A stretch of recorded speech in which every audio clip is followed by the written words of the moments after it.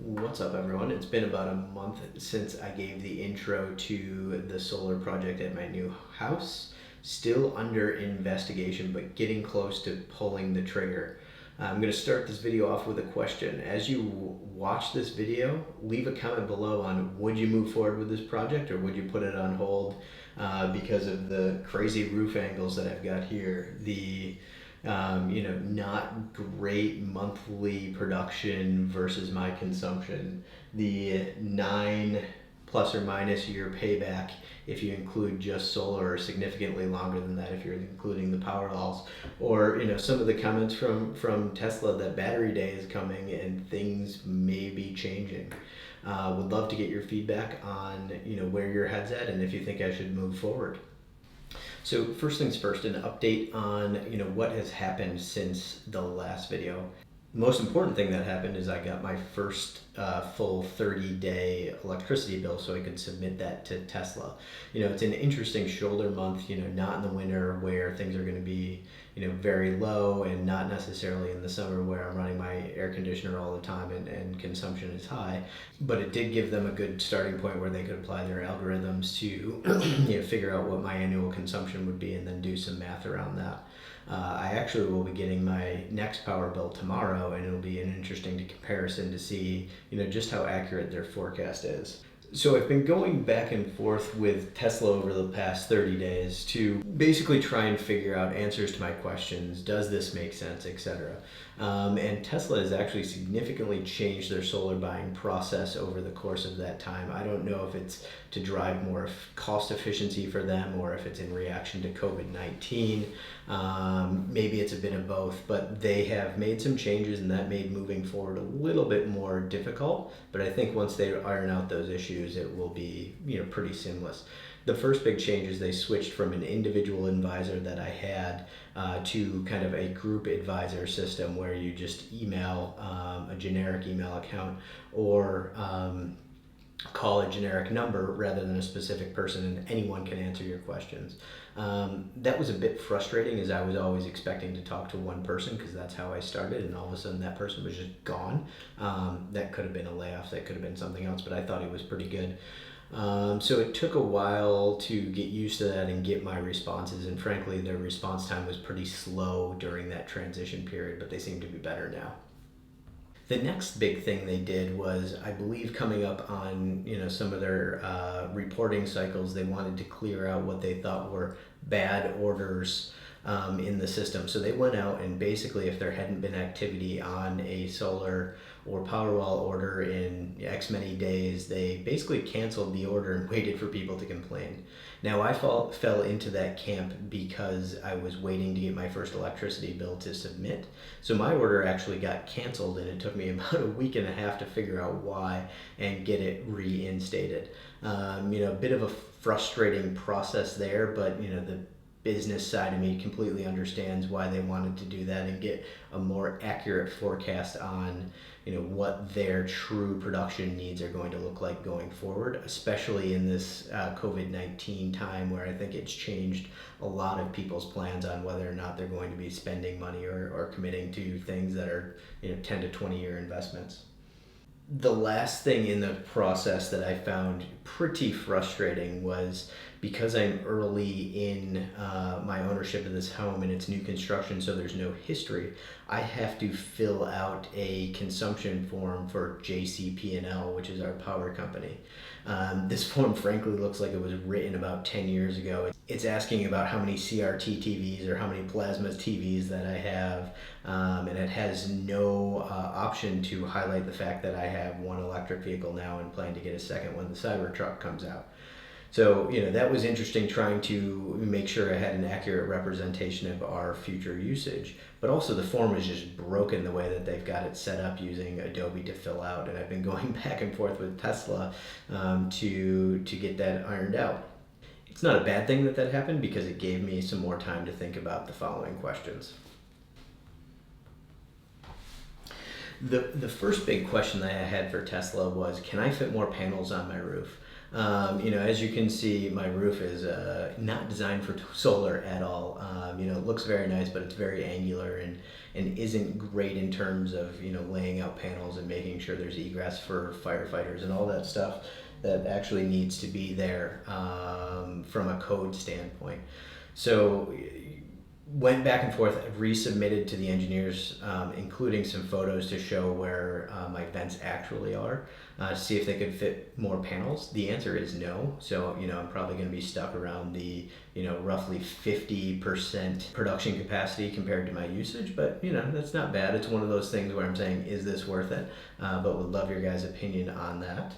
The second was, I really wanted to get a good understanding of where the power walls would go, what additional junction boxes and other panels would need to be on the side of the house, and what the wiring layout would look like.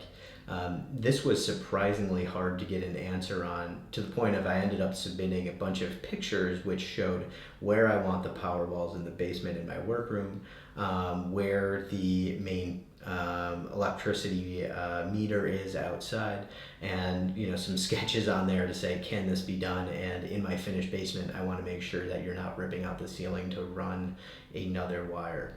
The answer that came back from Tesla was, yep, you can do everything you want to do. To be confirmed when they get here, and that will be interesting if it doesn't follow the plan I want to go down, if I actually can just halt the project once people are actually here. We'll see. Other learnings in that process was, if I really pushed hard, we could get somebody out here to do a site evaluation. Now, Tesla is trying to keep their evaluations minimal and do most of the planning using computer software and satellite images, et cetera, which honestly is working really great. But for somebody like me who really wants to understand the details, it's tough to get that back and forth going when you don't have somebody to speak with. I think I'm landing on the fact that I'm not going to have somebody come out and just move forward with it, assuming that I get positive feedback from you guys. But it's good to know that if you push hard, you can actually get somebody sent out. Now, I don't know if they ask the buyer to cover the cost of that, but know that it's an option. The final question that I had was, because I'm so early in the phase, they actually didn't send me a calculation of my proposed savings. So I had to push pretty hard to get this document right here, but they finally sent something through. It's relatively back of the envelope, but it gives a good feel for what they expect your consumption to be over time, with and without solar, so you can see kind of a month-by-month view of their forecast. Especially for me, where I don't have that information, it's good to have at least a forecast to compare to, and it helped me understand what my savings would be each month against the expected financing cost and payments on the system. So if, as you're going through the process, you don't get one of those, ask for it. And finally, I asked some questions around the aesthetics. They weren't able to give me dimensions on all the boxes that would need to be there, but they did send some pictures, and that was helpful. And they did mention that the inverter cannot be painted, as it would void the warranty, but they said in an email, we will paint the conduit if you'd like. So it will be interesting to see if I can get them to do that, and if they'll pay for it, or if that's something that's an add-on that I have to cover. And now on to the numbers, and my apologies that I'm not looking at you as I do this, but I don't have them memorized. So I'll flash these up on the screen, but basically it's a 24 panel system, 7.56 kilowatt, where they forecast production of 8,808 kilowatt hours for the year. That means that they are expecting on average 3.2 hours of 100% output. In terms of power walls, we're slated to do 3 of them, which usable capacity is 40.5 kilowatt hours, which gives me a continuous power of 15 kilowatt draw. Now, I did some rough calculations based on my usage to understand what does that mean in terms of backup. And I did those without solar production, assuming everything's dark and it's the middle of winter and there's snow on the panels, as an example, or we're in the middle of summer and there is production. But basically, with no solar, we're going to get backup of, no reduced usage. So just my average usage of 12 to 18 hours. But with solar on an average production day between 17 and 30 hours, which is pretty good backup, which I could extend significantly longer if I were to shut off things like the air conditioning and make sure we managed our consumption.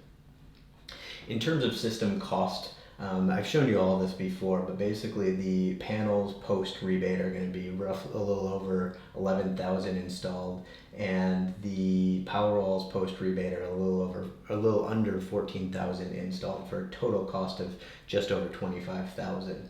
In terms of cost per kilowatt hour, if I assume a 20-year life, it's 14 cents for everything, or 6 cents for the panels only, which I think is actually really good.